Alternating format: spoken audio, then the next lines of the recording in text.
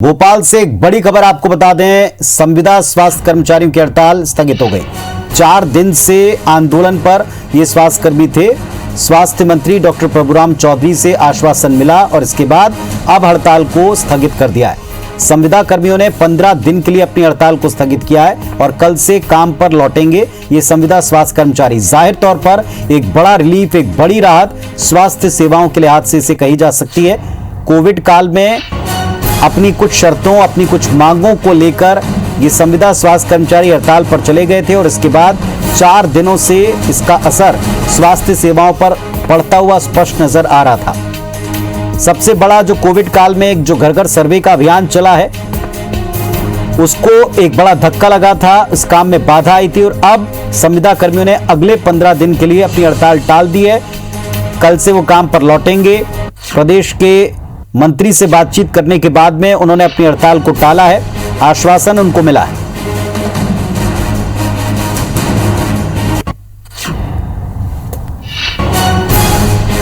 और हमारे सहयोगी विवेक पटैया हमारे साथ में जुड़ गए हैं। जी विवेक, मंत्री जी से बातचीत में क्या निकला?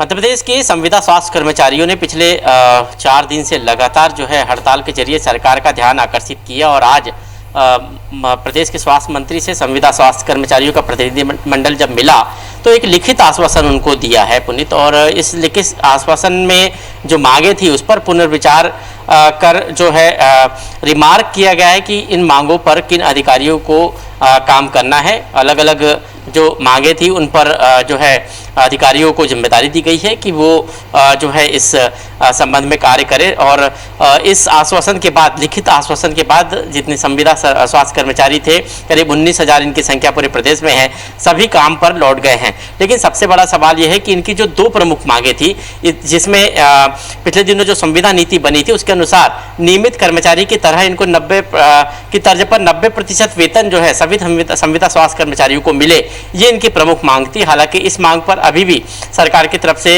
या बातचीत के दौरान कोई स्पष्ट ठोस इनको आश्वासन नहीं मिला। दूसरा, जो निष्कासित संविदा कर्मचारी थे उनकी बहाली की मांग की गई थी, उस पर भी सरकार की तरफ से आश्वासन दिया गया है। लिखित आश्वासन 15 दिन का दिया गया है। संविदा स्वास्थ्य कर्मचारियों का कहना है कि सरकार ने हमको 15 दिन का जो है अल्टीमेटम दिया है। सरकार 15 दिन में हमारी मांगों को जो है विचार करेगी और उनमें से जो संभव हो मांग जो है उन पर अमल भी करेगी। लेकिन अभी महामारी का दौर है और इसलिए हम सरकार के साथ कंधे से कंधा मिलाकर काम करना चाहते हैं और इसलिए सरकार के आश्वासन के बाद हमने आज जो है अपनी हड़ताल स्थगित कर दी है।